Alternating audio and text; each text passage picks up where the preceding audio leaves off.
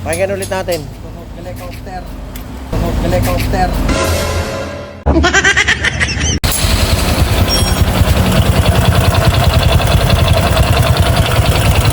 Ingay niya.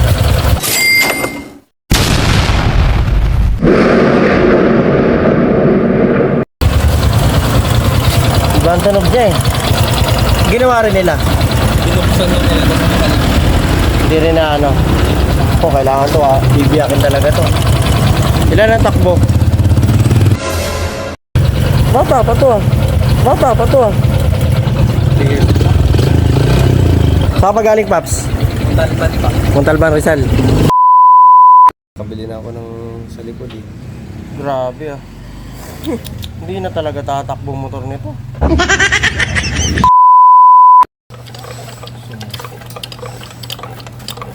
Ayan no. Umiikot. Itong ibaba hindi. Pero kasi bakit yan eh. Tignan natin ha. Sigurado pingas to, hindi to bilog. Na. O ayan.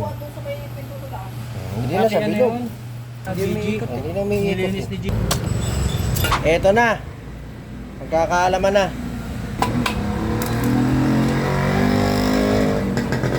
Pinutin na natin to. Pati yung mga side bearing mo.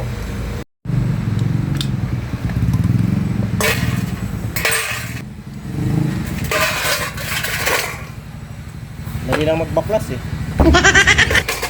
Ang matagal magkabit. Ito, malambot lang to sigurado.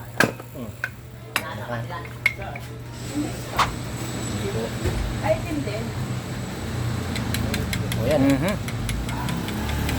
Ang ingay. Ayan.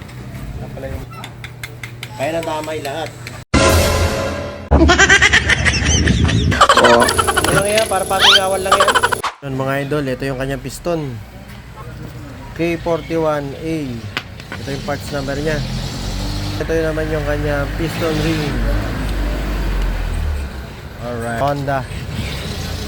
Cylinder block. Bago yan, bago. Ito yung parts number niyan. 1 to 100 KYZ 710 cylinder block. Honda genuine parts. Okay, nakabit na natin dito sa kanyang makina. Yan, mga nakuha ng dumi sa loob ng kanyang makina. Salpak po.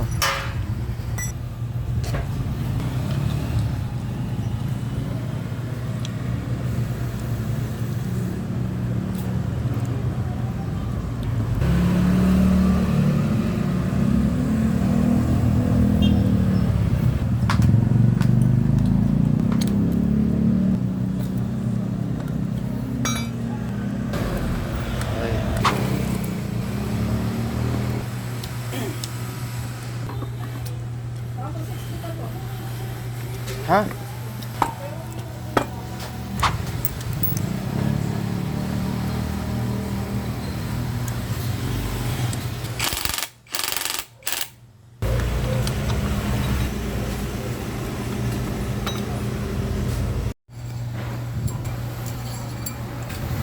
So yan mga idol, kaya po tayo naglalagay ng grasa sa ating mga gasket para just in case na magbukas ulit tayo ng ating makina, hindi po siya masisira at hindi rin tayo mahihirapan magtanggal at magpalit ng ating mga gasket. Diba, nilagyan ko ng grasa dito sa ilalim, hindi siya didikit dito, sa block na siya didikit sa susunod, sa block na siya didikit sa susunod na magbubukas tayo. Ayun, ganun yun. O yung mga basher dyan, maglalabasan na naman yan. Yan. Since wala po itong grasa, dito po siya didikit. Pag next na magbubukas tayo, magbubukas ng block, hindi siya mapunit kasi hindi siya didikit dito. Kasi may grasa na siya. So yun po yung purpose ng ating grasa. Hindi tayo mahirapan magkutkot ng gasket. Actually mga idol, kabilaan pwede tayo maglagay ng grasa.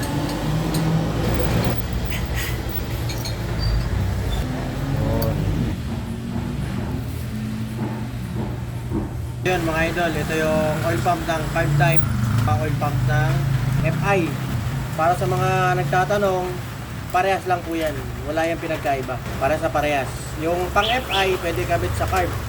Yung pang carb naman, ito, pwede rin kabit sa FI. Dito lang sila magkaiba sa kulay. Kulay ng gear, yung plastic gear. So yun lang. Ilan lang gumawa nito, Paps? Tatlong mekaniko? Baka matsamba na dito. 2 hours later. Sound check. Testing uli. Takpan mo tambucho ay doon. Yan. Okay. Okay na, Paps. Okay na to. Alright. Chopper kanina eh. Paps, break in pala to, Paps, ha. 500 kilometers, change oil. Tapos next nun 1,000. Tapos sunod nun 1,500. Thank you, Paps. Ingat, side stand.